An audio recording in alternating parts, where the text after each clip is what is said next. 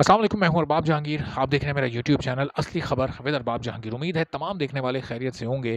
तो जनाब, गुज़िश्ता 4-5 रोज़ से जब से आदिल राजा ने पाकिस्तान की 4 टॉप एक्ट्रेसेस पर बड़े संगीन इल्ज़ामात लगाए हैं, उनकी कैरेक्टर असैसिनेशन की है जिसमें कुबरा खान, महविश हयात, सजल अली और मायरा खान शामिल हैं। तो उसके बाद से ही ट्विटर पर मुसलसल ये तमाम एक्ट्रेसेस टॉप ट्रेंड्स में शामिल हैं।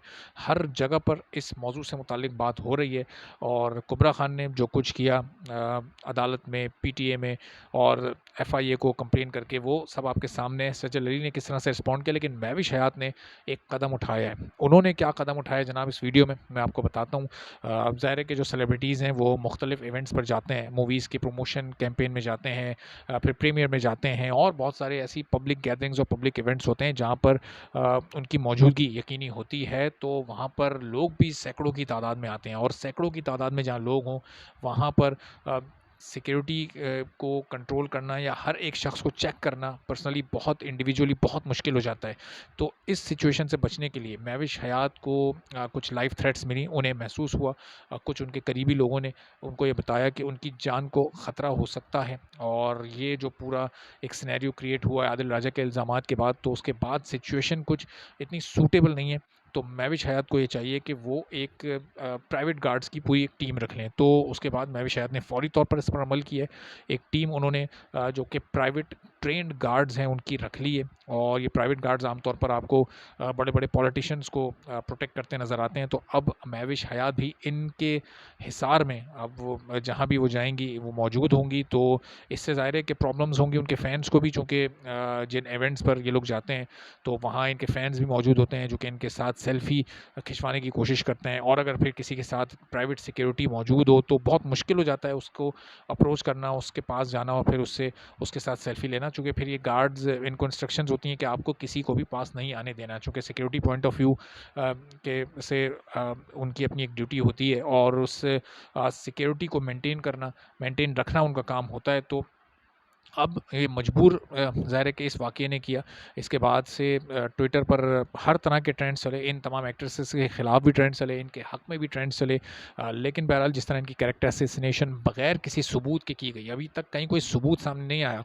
और फिर कुबरा खान के तो एक ही एक ही स्टैंड के बाद एक बैकफुट वाली पोज़ीशन आदिल राजा की नज़र आई। लेकिन इस हद तक उनके इस बयान ने ज़रूर काम किया है कि एक अजीब-व-गरीब सी सूरत-ए-हाल इस वक्त पूरे माशरे में इस वक्त लोगों के जहनों में पैदा कर दी है।